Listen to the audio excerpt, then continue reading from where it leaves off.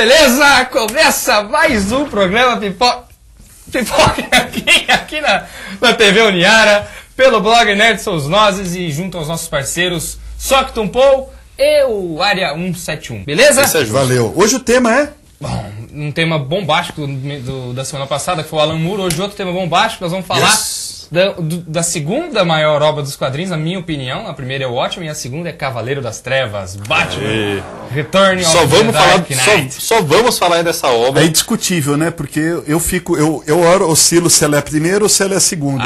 Eu não consigo me definir. Mas o meu top 3 seria Watchmen, Cavaleiro das Trevas e Sandman. É que você não leu o Lobo Solitário ainda. Eu não li o final do Lobo Solitário, não vem não. Não, mas peraí. Mas aí eu tô falando de obras americanas. Só um aviso. Vai ter muito spoiler. Isso daqui a gente concebe que todo mundo leu esse negócio, sabe? A obra tem aí, 20, 30 anos. Tem que ter lido, bicho. Se você fala minimamente que gosta de quadrinho e não leu Cavaleiro das Trevas, né, Bruno? Você não sabe o que você tá... E se não leu, cara, na boa, a gente vai ter que falar de coisas... Dá pausa, leia e volta a assistir a gente. Saiu pela Abril em 4 volumes.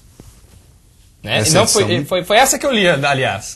Mas cabe uma menção isso daí. O Cavaleiro das Trevas, ele, além de ser uma obra sensacional em termos de história e arte e tudo, nota 10 mesmo, ele foi uma revolução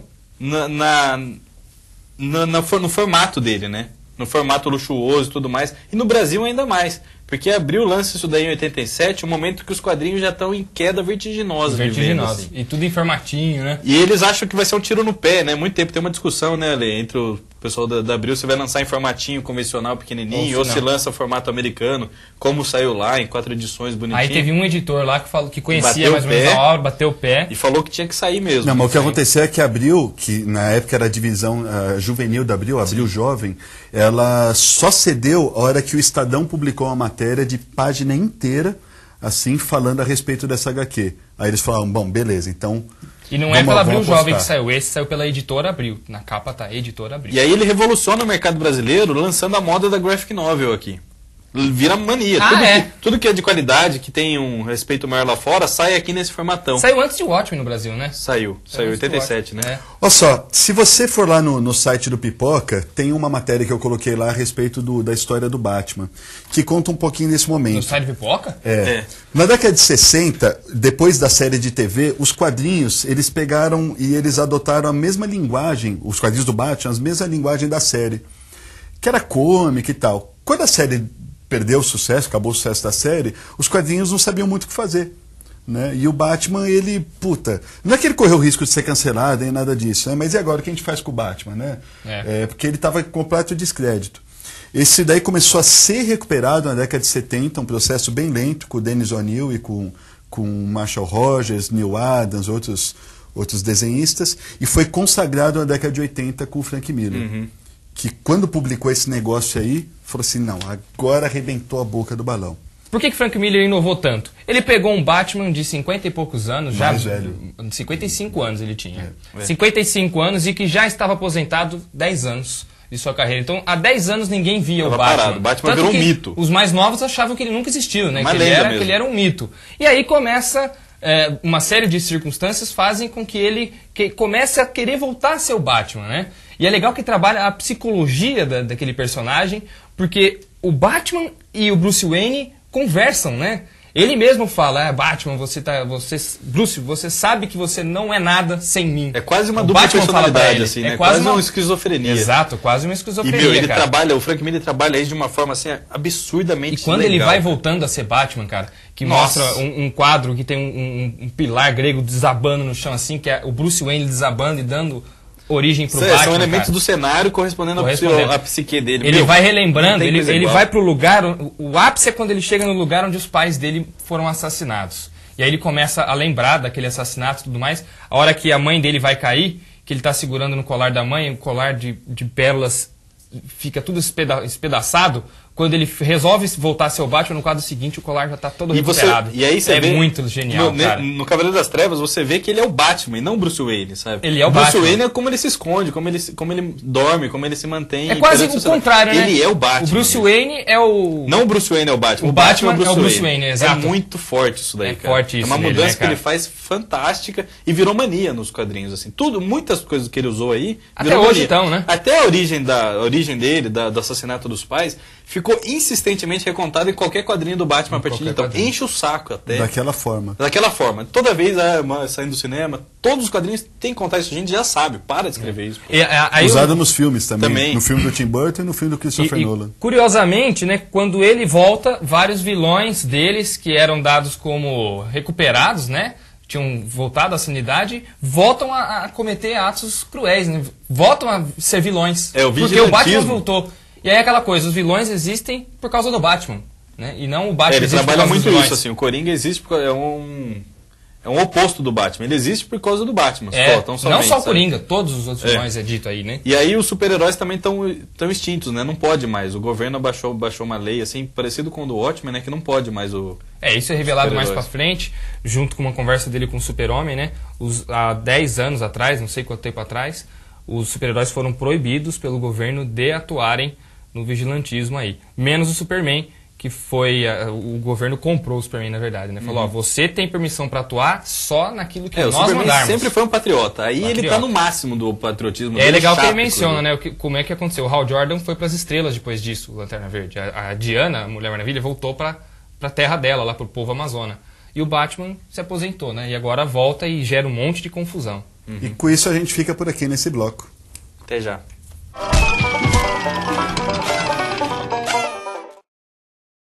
Estamos de volta com o Pipoca e Nanquim. O tema hoje é Cavaleiro das Trevas.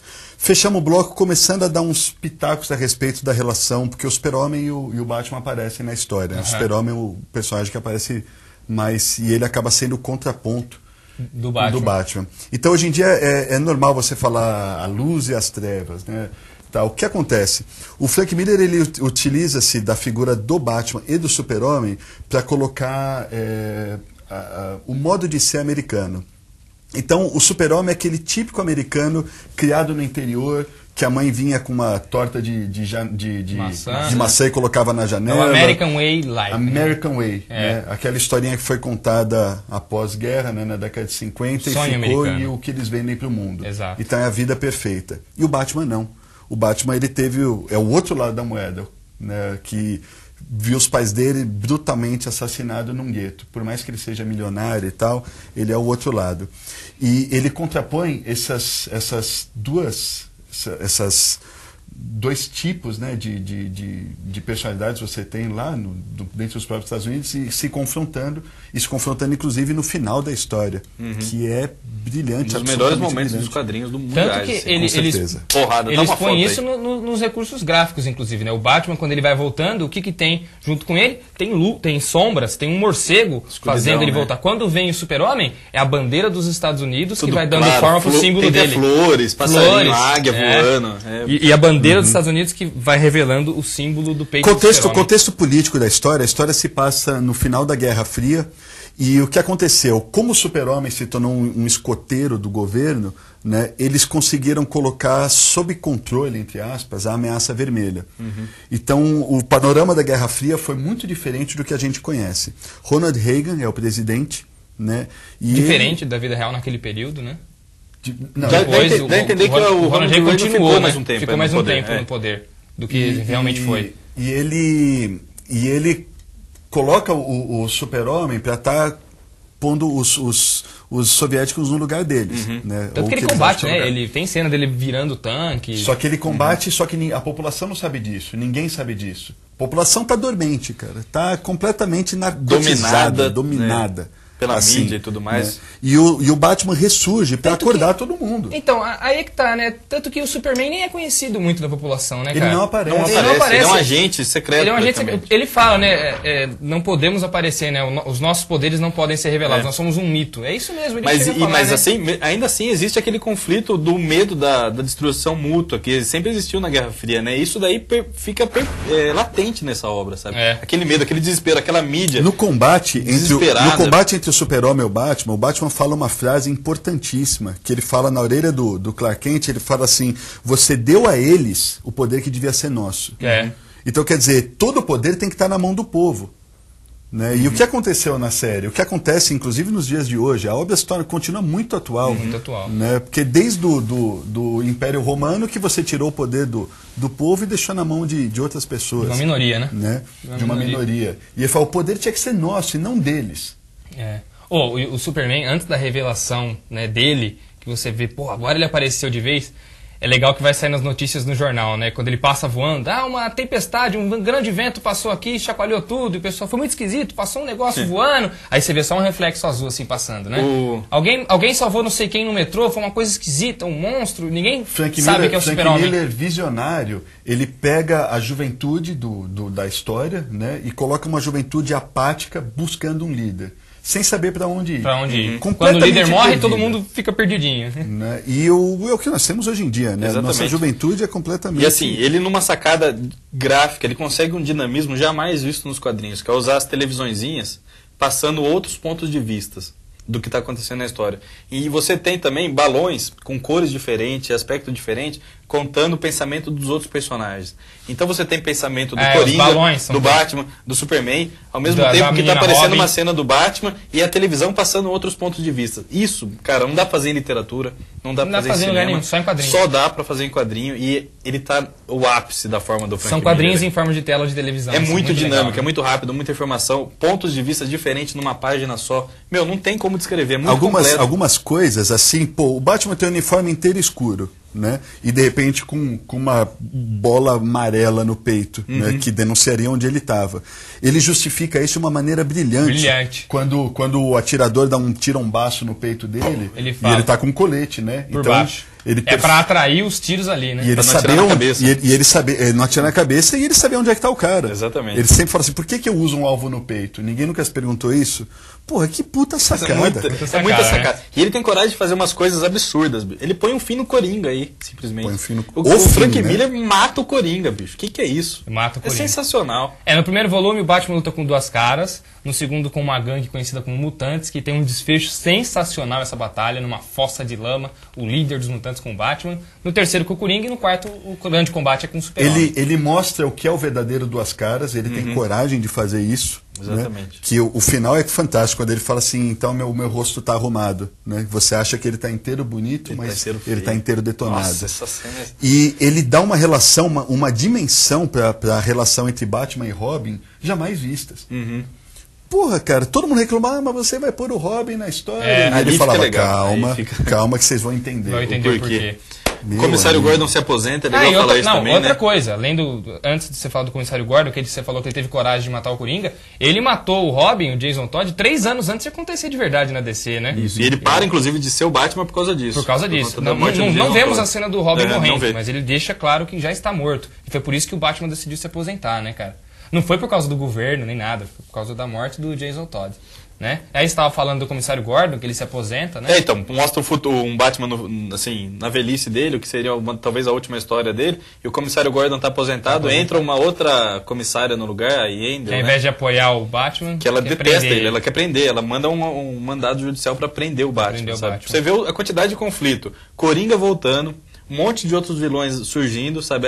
A equipe mutante lá, esses mutantes arrasando com o Gotham City, Superman vindo atrás dele, polícia, o Batman tá muito desesperado. E ele, quando ele ressurge, ele se torna um novo símbolo. Né? Ele começa a dar esperança para as pessoas. Exatamente. No quarto número tem um lance que rola um blackout na cidade inteira. E, cara, eu me arrepio só de lembrar da cena quando ele vai lá e resolve todo o problema. Que pega o cavalo? Que ele pega o cavalo e convoca a população, chama toda a população e tal. Nossa, é coisa de louco. Aquele é bom demais, né, cara? Você sabe, aí você fala que ele dá esperança para a população. A influência dele na população é tão grande que nem os grandes líderes querem ousar resolver esse caso. Tem uma sequência fenomenal de quadrinhos desse em forma de televisão, que é o presidente da República falando, não, eu não tenho que me preocupar com uma coisa que está acontecendo em Gotham, minha preocupação é com a nação, deixa isso pro governador. Cara, aí depois o governador, não, eu também não, deixa pro prefeito, e depois o prefeito, não, deixa pro comissário. Eu consegui... Eles vão jogar na batata, né? Vendo aquele Tropa de Elite 2, um filmaço brasileiro, né? Eu consegui fazer uma relação com o Wagner Moura e o Capitão Nascimento com o Batman. Sério. Aí no Cavaleiro das Trevas, você tem os vilões convencionais do Batman, só que no final, ele percebe, no final não, já mais pra metade assim, ele percebe que o verdadeiro inimigo dele é o Estado. São os políticos, é o poder. Tanto é que é o presidente dos Estados Unidos que manda o Superman contra ele. Ele percebe que a população tá daquele jeito por conta dos políticos. Ele é praticamente um anarquista mesmo, sabe? Ele começa a lutar contra o poder, o governo. E o Wagner Moura faz exatamente isso. O Capitão Nascimento, no segundo filme, ele percebe que os inimigos não era quem ele combatia facinho ali na porrada, né? No morro. É o governo, cara. Eu acho que o único governo que nós tivemos que foi realmente a favor do povo foi o governo dos gregos. Né? Até no Gladiador, que a gente já falou muito sobre o Gladiador, o imperador morre falando que a gente tinha que dar uma forma de devolver o governo para o povo.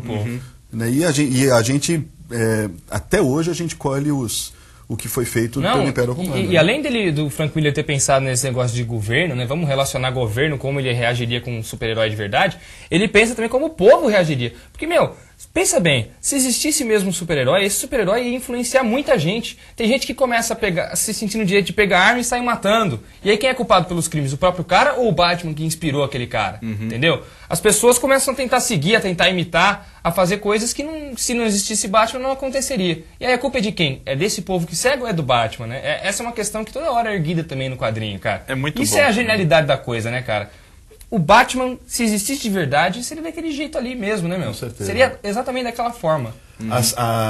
As dores que ele sente no corpo, porque ele está mais velho, né? Uma coisa muito bem pensada também. Como ele pensa em dar porrada, mas ao mesmo tempo proteger o joelho, as articulações dele que já estão mais velhas, mais desgastadas. Ele tem que usar né? mais ele pensa, tem uma hora que ele sai na porrada com um cara fortão, ele fala, eu não posso lutar igual ele, não posso lutar como um jovem. Né? Não, isso culmina aí no ataque cardíaco na luta com o Superman. Spoiler pra caramba, porque você tem que ler.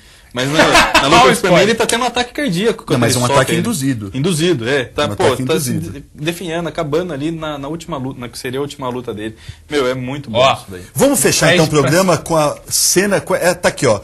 O Batman segurando o Super-Homem pelo pescoço e falando assim, tá aqui a mão do único homem que o derrotou. Tá aqui a foto pra você ver. Ele derrotou o Superman, o Coringa morre, o Duas Caras tá detonado. É muita coisa legal nesse quadrinho aí, cara. Quadrinho pra adulto, quadrinho excelente. Só um destaque.